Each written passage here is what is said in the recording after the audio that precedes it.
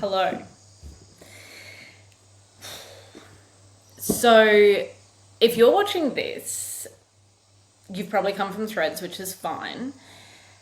But this was not the originally intended first episode of this podcast, okay?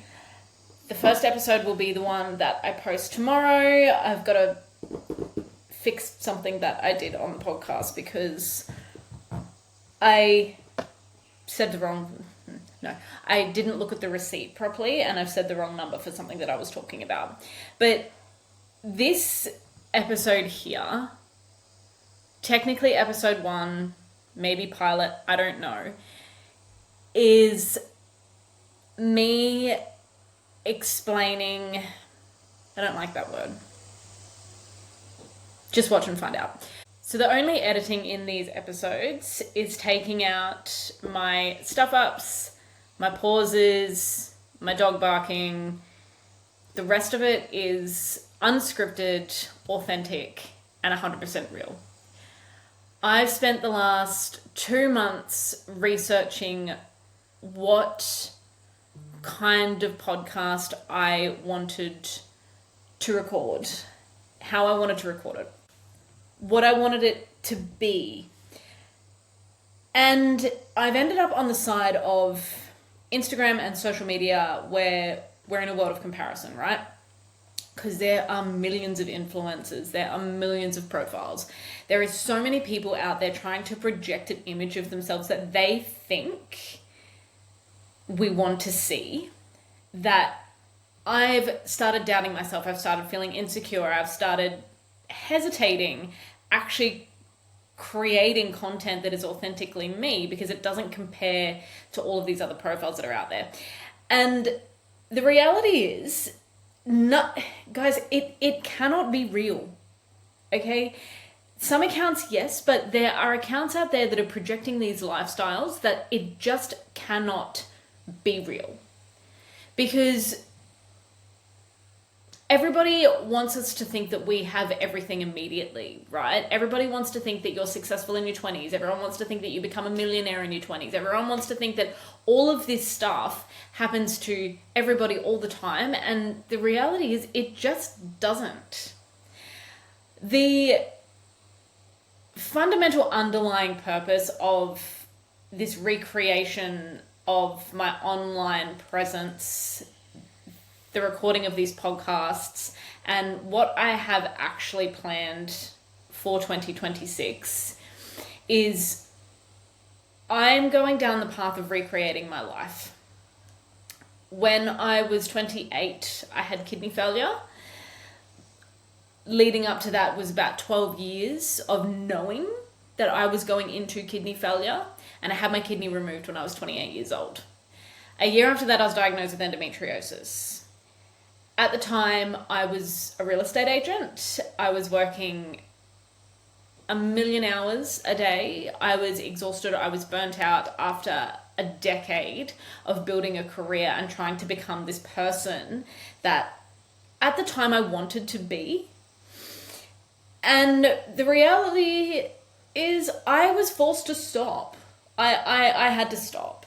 I worked all the way through my kidney failure. I was back at work at an auction 2 weeks after I had my kidney removed.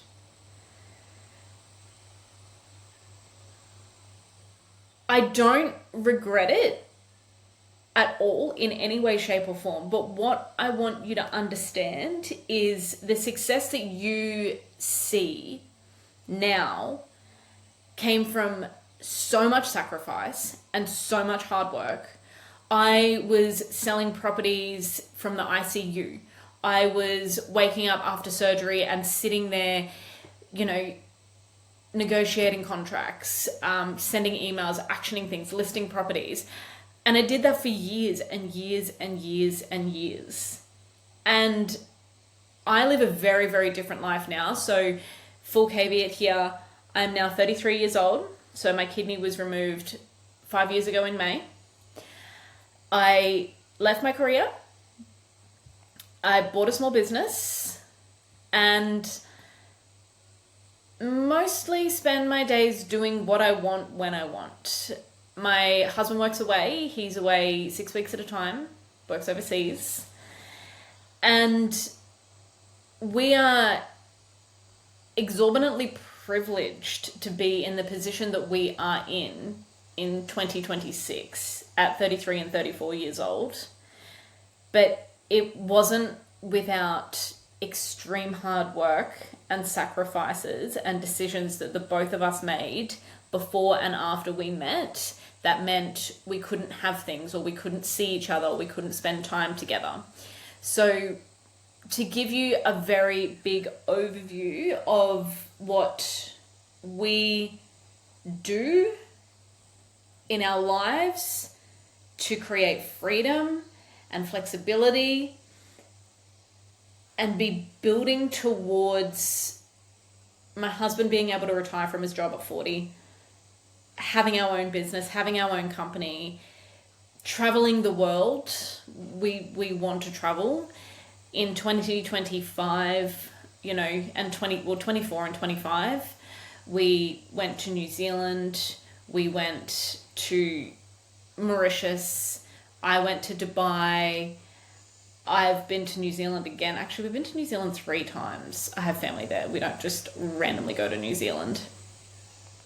For 2026, we want to go to Japan. I want to do Europe.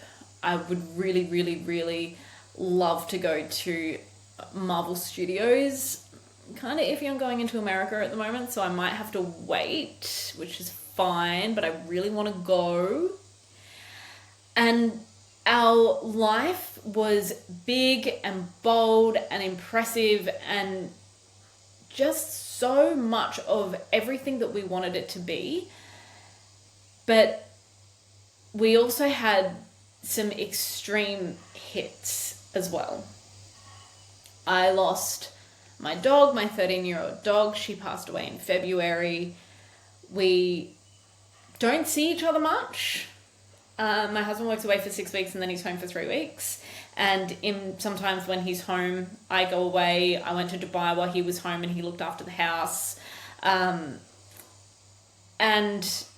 most recently, if you do follow me on any of my social media platforms, you would have seen that we did lose our baby a couple of months ago. So it's not all beautiful and fun and everything that you want it to be.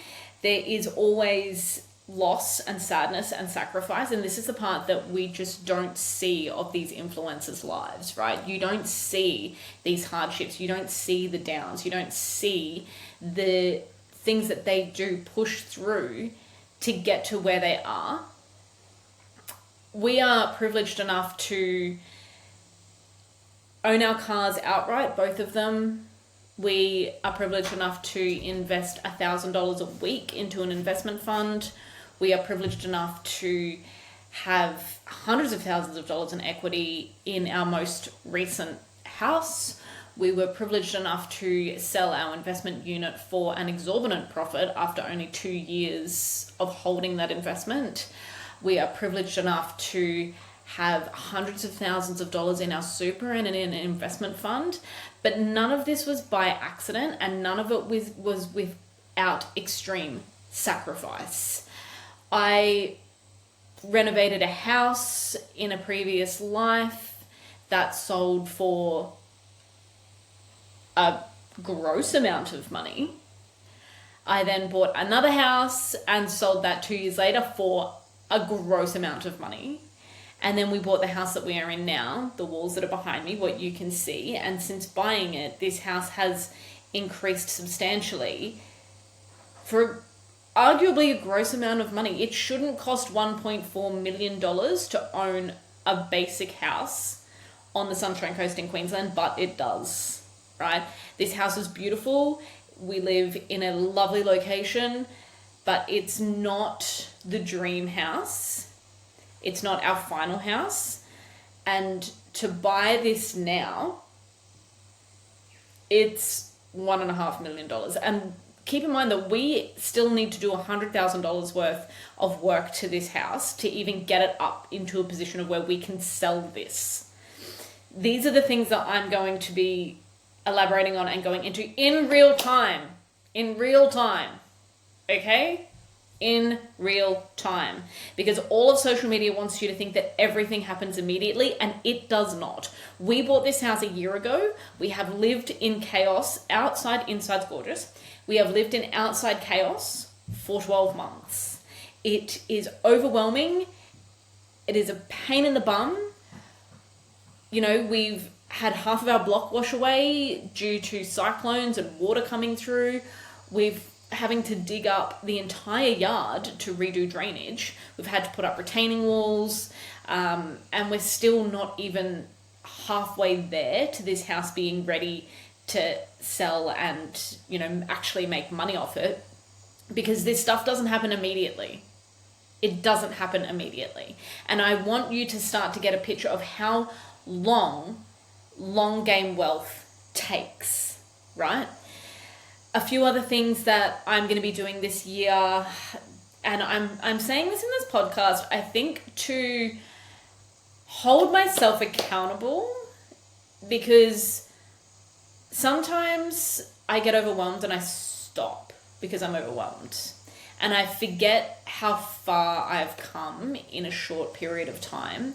So a part of this is me making a promise to the people who decide to watch this, and if you do, fantastic. If you don't, great.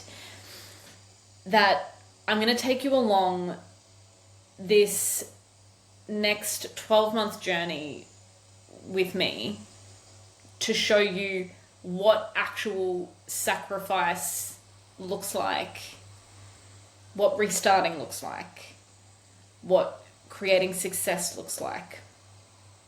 So aside from the house, and aside from the yard, and aside from all of those things, there is a very personal journey that I'm about to go on that's separate to my marriage and my husband. And it's starting with selling my car. I bought my car myself. I bought my car before I met my husband. I bought it myself with my money that I earned. And my goal when I was a real estate agent was, when I have a Range Rover is when I will have a family. And I bought my Range Rover, and it was just this moment of utter, I can't even tell you what it was like just buying that car. I had worked so hard for years and years and years. I had sacrificed so much. I've lost friendships. I've lost relationships. I hated where I lived. I hated what I was doing. I didn't go out. I didn't party. I worked and I slept, and I worked and I slept, and I worked and I slept, and I worked, and I was in hospital and sleeping in hospital and worked. And to buy that car and my own house with my own money without anyone else with me, I did it all on my own. I chose the house, I chose the car, I moved it on my own. I did all of that part of it on my own. Was so surreal. I just can't even tell you what it was like. And I'm sitting here now looking at my life going, I'm in a phase where I need to level up again, because I have my Range Rover. I want my Range Rover Sports now. And to get there, to get to where I want to be, the next level of myself, I need to let go of the last version of myself. Because your new life is going to cost you your old one. And I don't want to sell that car. I don't want to sell that car. But I am. And I'm buying a van. And I am investing in our small business. I'm hiring a personal assistant this year. And I am throwing everything into becoming this new version of myself. And I am going to share all of that. We are going to test drive the new van, I'm hoping in 2 days. If it's not the 2nd of January, it will be the 5th of January. And we're fixing my car because I backed into another car and I need to get the back corner fixed before I can sell it. And I have a personal assistant and a new stylist starting this year so that I don't have to do that part of the business. And you're, I guess, coming with me if you want to see what this actually looks like and how long it takes to start the wheel moving, right? To get the ball rolling. Pushing the ball up the hill to tip it over the edge. I just want to be really open and transparent and honest about what it takes to have the level of success that you see people on social media have. And then you can decide whether or not if the person that you stumble across on your For You page is authentic and real and if their success is reality. So, welcome to, I don't know, I guess the world of Sarah and a very raw and real podcast that I don't know how this is going to go, but I'm not going to hide much. Maybe if we get pregnant again, I might endeavour to ensure that people can't see that. I don't know. But even on the subject of that, right, I have had that many medical procedures now that my fertility isn't fantastic. I'm definitely not infertile, but it's not fantastic. And my husband's job does obviously create challenges within itself towards actually having a family because he's never here. Whether or not I actually share that part of it, I haven't quite decided yet. I would say it'd be an after the fact thing if I do share it. I would have recorded it and I'll be sharing it after, like well and truly after. But the rest of it, as it happens and as it unfolds, I'll be here. Still don't have a name for this podcast. As you will see that unfold in the next 4 weeks of content that is coming out. But we're here and we're doing it. And yeah. Happy New Year. 31st of December. First episode will be out tomorrow. Enjoy.